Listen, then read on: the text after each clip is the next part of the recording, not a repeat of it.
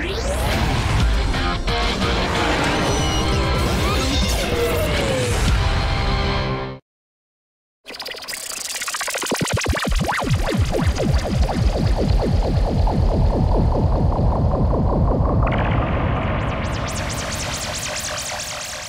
this part, Robert's medley talks about the start of the season and how Felipe Massa's relationship with a continuously evolving F2012 is changing. Going into the round at Silverstone, the Brazilian driver's race engineer explains how the home of British motorsport has changed in his time and what will be the key factors affecting the 9th round of the championship.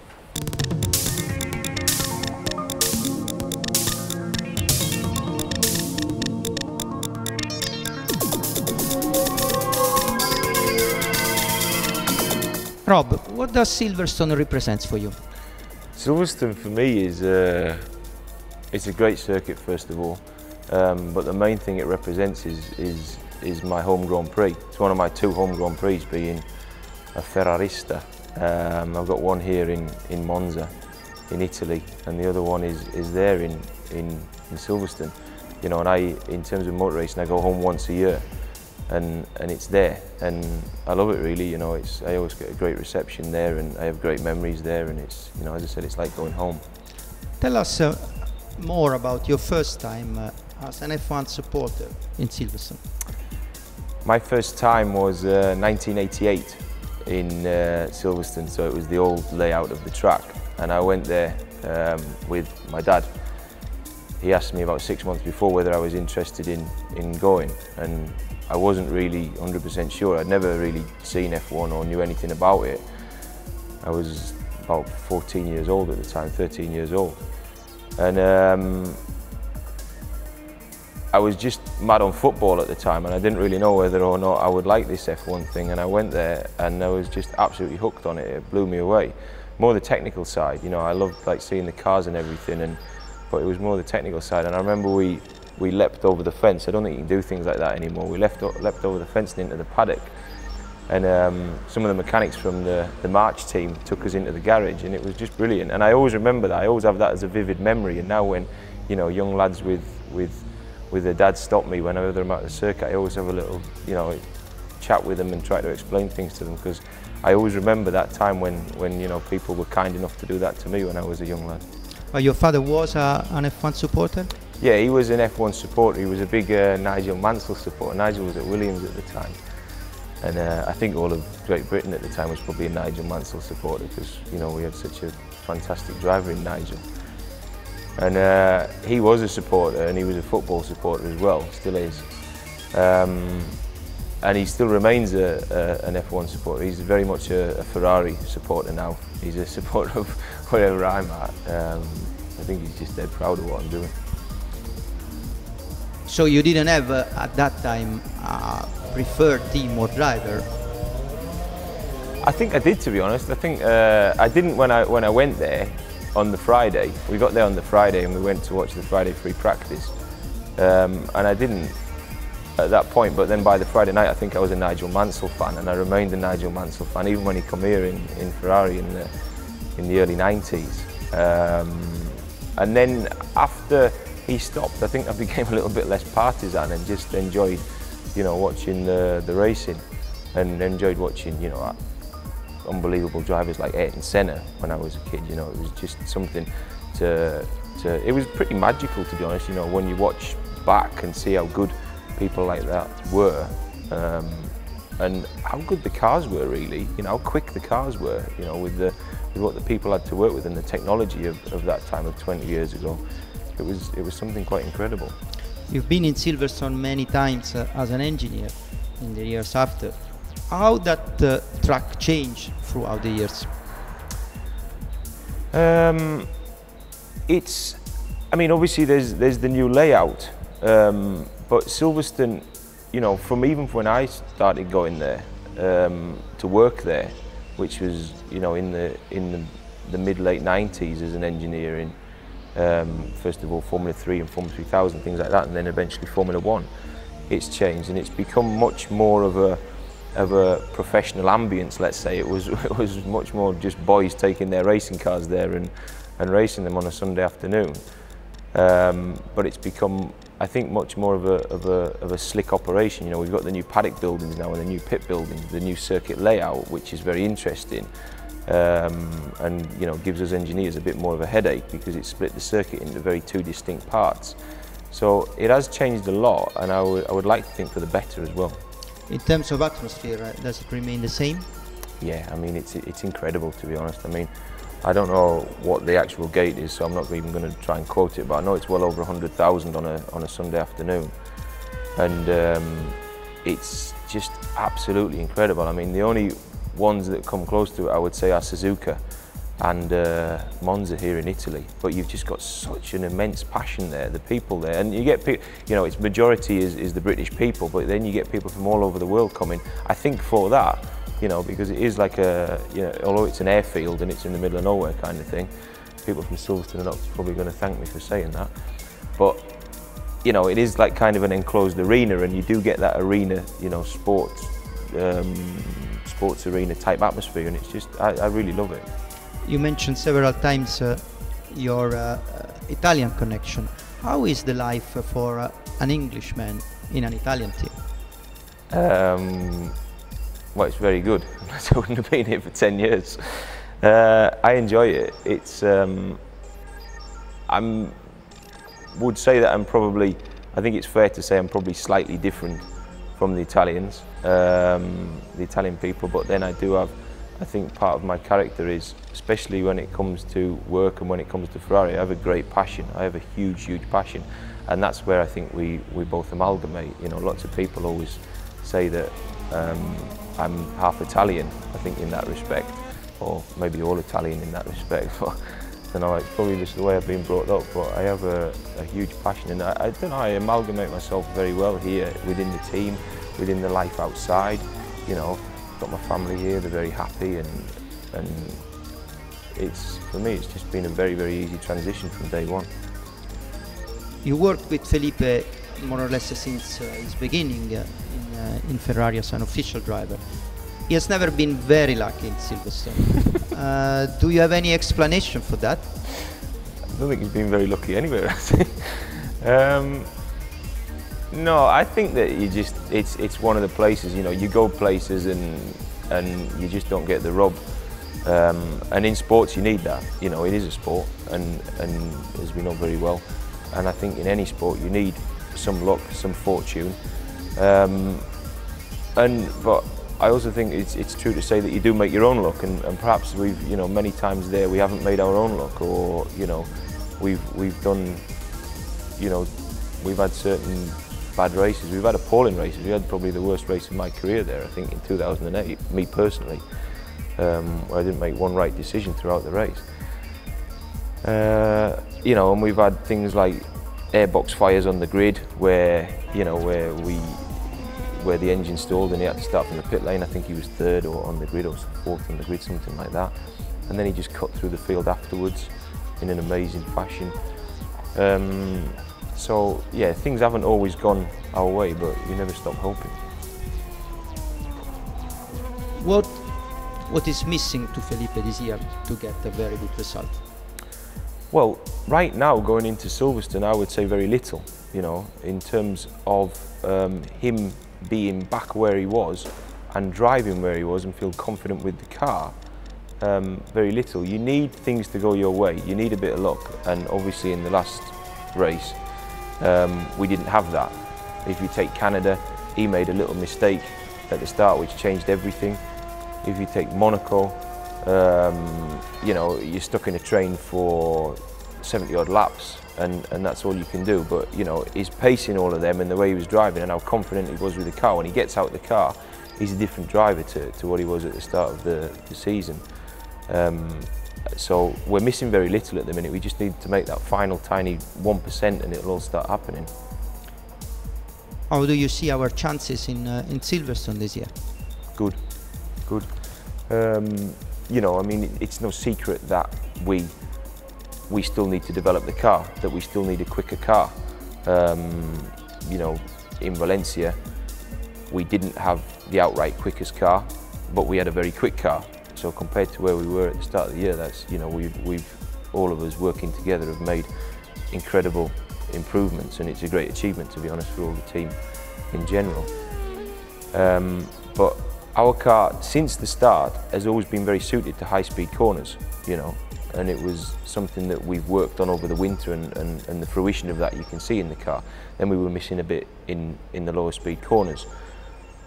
So Silverstone is very dominated by high-speed corners. You know, it's almost like Suzuka in that respect. In fact, I would say 2/3 of the track is high speed. So, you know, hopefully we can go there and we can carry forward not only the work that we've done, but how good the car fundamentally was in the high-speed corners at the start of the year. So, you know, I for one, I think that we're in with a very good chance. You've been in the sport since a long time, even though you're still young. Young, very young. Did you ever see a season so fought as this one? No, never. I don't think there's. To be honest with you, one of the guys who works on the car with me, Giuliano Salvi, who's a great Formula One brain.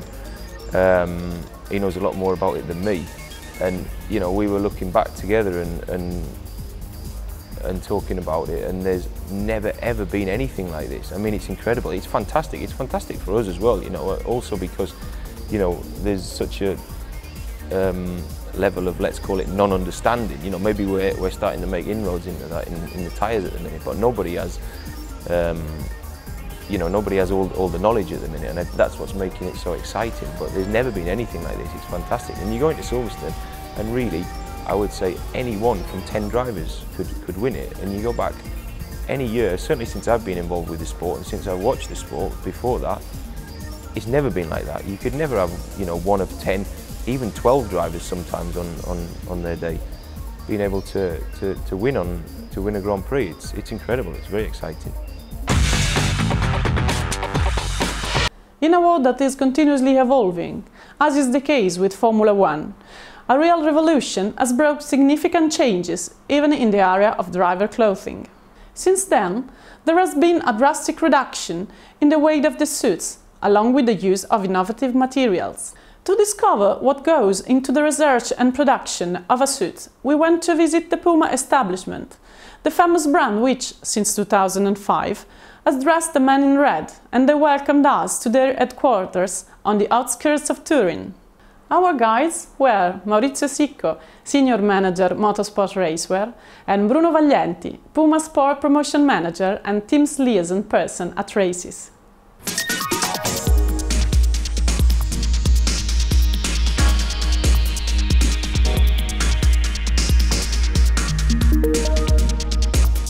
This is the new suit that, thanks to the new fabric that we developed, weighs less than 900 grams. To give you an idea, a suit from 5 years ago weighed 1200 grams and was less breathable than this one. To reach this target, we work also on the logos, replacing the usual embroidered logos with printed logos. These printed logos allow us to gain a lot of grams, and all the red part that you see in the logo is the fabric itself, so it helps a lot the breathability of the suit. We worked also on all the details that give to the driver the maximum comfort. We work a lot on the stitchings. We are making super flat stitching, especially in the contact point with the seat of the car. Another detail that gives you an idea of how much we work to gain grams here and there, look at the zipper of the puller that we replaced the usual metallic one with a fabric stripe. And this allows us to gain 2 grams. Here you can see all the details that allow the driver to host the cables for the communication with the boxes.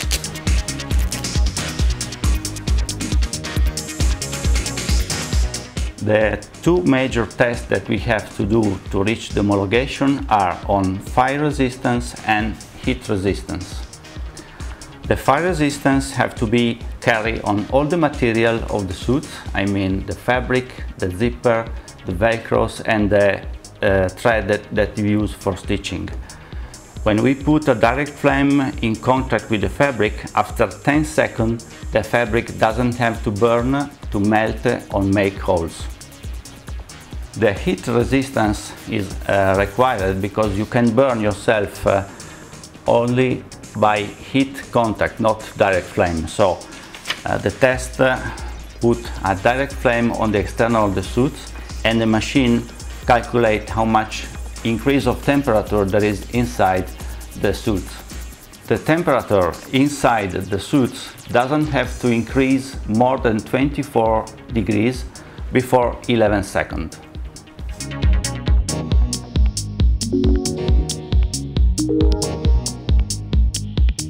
What are the steps and how many are there from design to production of a suit? The design process is quite long, can take up to 6 months with all the brief which we discuss with the team to have the input on what has to be highlighted for the following year. And then we do a lot of steps, a lot of proposals which are discussed also with the drivers to make sure that they are happy with the design and are happy also with the final prototype that has to be approved by them, just to make sure that everything is fine and comfortable. What materials are used in the manufacture of suits, and what standards have to be met to ensure they can repel the effect of flames? Since decades, the only material which is effectively working is the Nomex, is a DuPont fiber, which has an outstanding characteristic and specification in terms of fire resistance, protection, flammability, auto-flammability extinguishing, and as well as insulation, which is one of the most important features, the insulation from the heat. This is the material which has been used so far. Can you put a figure on how many hours and how many people it takes to produce a suit? The production of a suit requires about 10 to 12 people, depending on the different stages, because we have to take into account the design, the preparation of the cutting patterns and models.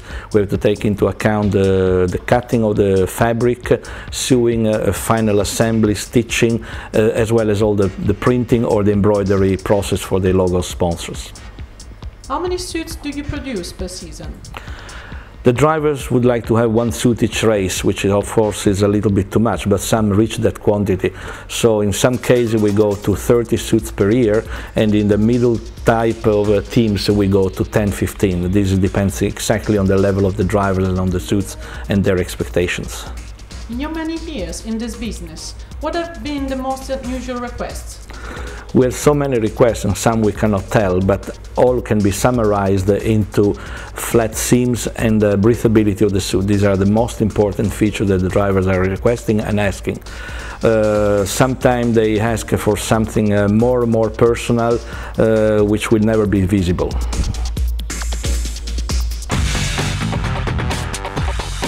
In the section dedicated to the Formula One alphabet, today we discover, with Scuderia Ferrari technicians, what is meant by graining, what is injection, KERS, and what does neutral mean. So graining is one of the phenomena of the tires. So surface has damage from the circuit surface. So compound is not strong enough. In that case, graining is happen. Then handling wise, when the driver had a graining, so handling very bad, and also traction and turning in, everything were worse. Fuel injection. Fuel injection is a system that we use to spray the fuel into the engine to control the engine, get the maximum power and have the best fuel economy. Il KERS, Kinetic Energy Recovery System, can be viewed as the first step of Formula One powertrain hybridization. With this type of motor, we can take back energy from the braking, put it in an energy storage, and then use it after the curve to accelerate the car faster. And this is globally increasing the efficiency of the powertrain and of the car. And as neutral is a condition in which the car stays stationary. So basically, concerning the gearbox, no gear is selected, and obviously is the condition in which the car is fired up, stays on the grid for a start or for a pit start. Scuderia Ferrari Racing News will be back on 14th of July with a preview of the Hockenheim race and more behind the scenes news from Maranello.